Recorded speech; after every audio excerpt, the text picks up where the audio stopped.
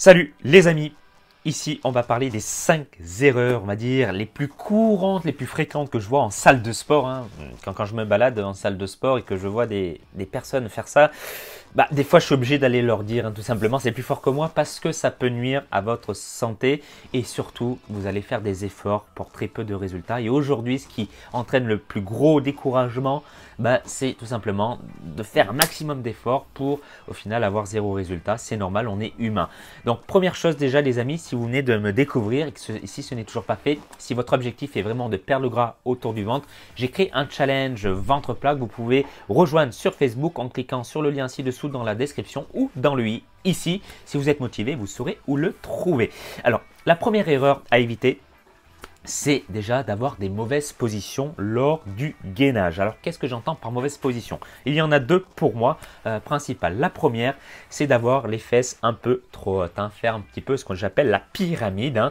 Alors, soit parce que l'exercice est trop difficile, pas adapté à votre niveau, ou soit parce que tout simplement, vous avez du mal à vous situer par rapport au sol et à l'emplacement de votre corps. Donc, au final, je vous invite toujours à regarder, vérifier par un collègue, si vous êtes à deux, ou vous regardez dans la glace. Mais ce que vous devez comprendre, c'est que vous devez garder le dos le plus plat possible. Et en gros, moi, ce que je dis aux élèves quand je les accompagne en salle de sport, je leur dis, si je pose un plateau et l'apéro sur ton dos, ça ne doit pas bouger. Si tu fais le pont ici, le plateau va se renverser, la bouteille d'eau, voilà, ça va se renverser. Donc ça, c'est la première erreur à éviter. La deuxième petite erreur à éviter en termes de position, c'est justement l'inverse, d'avoir, on va dire, le dos trop courbé et créer trop, on va dire, un creux au niveau du dos, parce que ça veut dire que déjà, vous avez peut-être une lordose, un creux au niveau du bas du dos, et surtout que votre sangle abdominale n'est pas assez renforcée, n'est pas assez serrée, parce que si elle se serre, ça va remonter votre dos,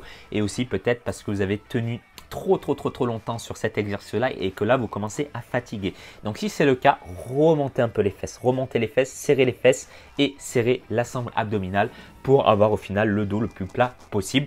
Adapté, bien évidemment, en fonction de votre type de posture. Erreur numéro 2.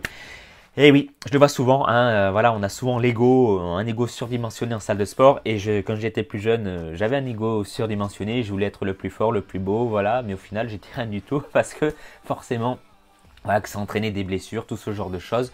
Et ça sert vraiment à rien de vouloir être le plus fort. Et souvent, les gens essayent de faire des concours de gainage le plus longtemps possible. Il reste 2 minutes, 3 minutes, 4 minutes et ils se disent c'est bien, j'ai fait 5 minutes, j'ai super bien travaillé.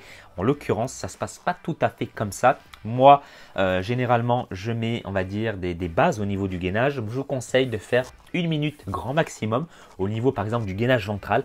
1 minute, c'est déjà très bien.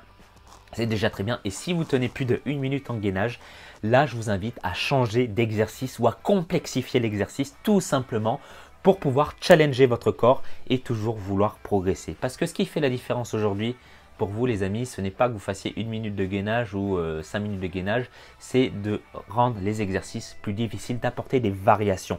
La vie est une question de variation. Les exercices, c'est la variation en essayant de progresser. Donc ça, c'est, on va dire, la deuxième erreur que je vois le plus souvent.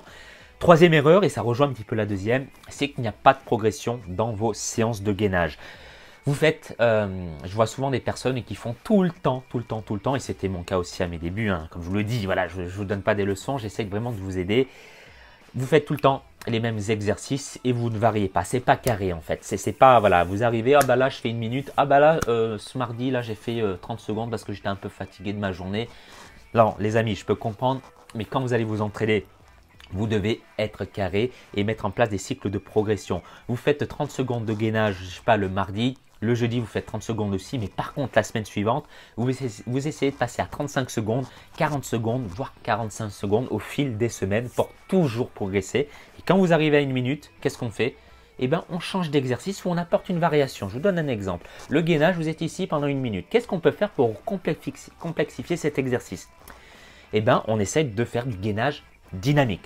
Bouger les pieds, les ramener, bouger les pieds, lever les pieds. Voilà, ça apporte de la complexité à l'exercice et donc ça va vous faire progresser. Donc ça, c'était la troisième erreur, les amis. Donc maintenant, à vous de passer à l'action.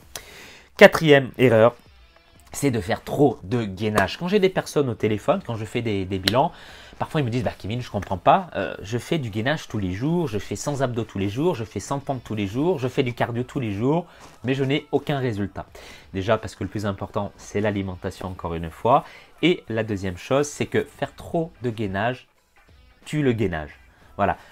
Plus ne veut pas dire mieux. Ça, je le dis souvent au téléphone, plus ne veut pas dire mieux. Vous devez déjà, et c'est très bien comme ça, en tant que père de famille qui n'a pas énormément de temps, faire 2 à 3 séances de gainage par semaine. C'est largement suffisant, croyez-moi, si vous le faites bien. Encore une fois, si vous appliquez les conseils que je vous ai donnés, 3 séances, c'est très bien. Et si vous mettez en place un cycle de progression, bah justement, c'est largement suffisant. 2 à 3 séances par semaine, mais ne faites pas tous les jours des séances de gainage parce que votre corps, même si les abdos sont des muscles plus endurants, par exemple, que d'autres muscles comme les quadriceps, ils demandent quand même du repos, de l'amour, du repos, tout simplement pour pouvoir progresser. Voilà, tout simplement, c'est de la planification d'entraînement. Donc, à vous de jouer. 5e erreur, et c'est vraiment la plus courante et la moins connue également, ça va peut-être vous surprendre, mais lors de chaque exercice de gainage, vous devez serrer le ventre, serrer vraiment les abdos.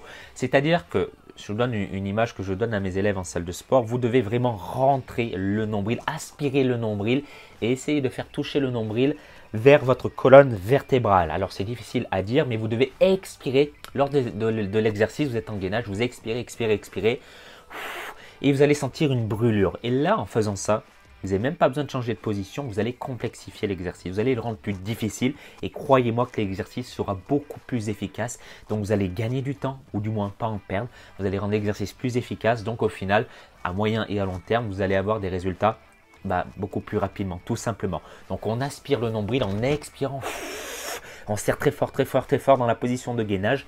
Ça brûle, je sais, ça va beaucoup piquer, mais votre exercice sera plus efficace. Voilà les amis, je viens de vous donner les 5, on va dire, principales erreurs à ne surtout pas commettre lors des exercices de gainage. Donc dites-moi dans les commentaires on va dire, les erreurs que vous avez eu l'habitude de commettre. Et puis si vous faites partie des personnes motivées, et je dis bien motivées, encore une fois, je vous invite à prendre rendez-vous avec moi. J'ai mis un lien, vous aurez accès à mon calendrier et également ici. Et on aura l'occasion de discuter de votre objectif. On fera un bilan ensemble, de voir ce qui va pas, ce qu'on peut améliorer. Et si vous êtes motivé et que vous avez le bon profil, je vous expliquerai comment on peut travailler ensemble. Bien évidemment, c'est vous qui décidez encore une fois. Moi, je suis là uniquement pour vous aider.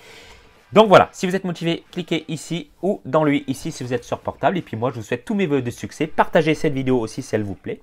Et puis je vous dis à très bientôt. Prenez soin de vous. Que la forme athlétique soit avec vous. À très vite.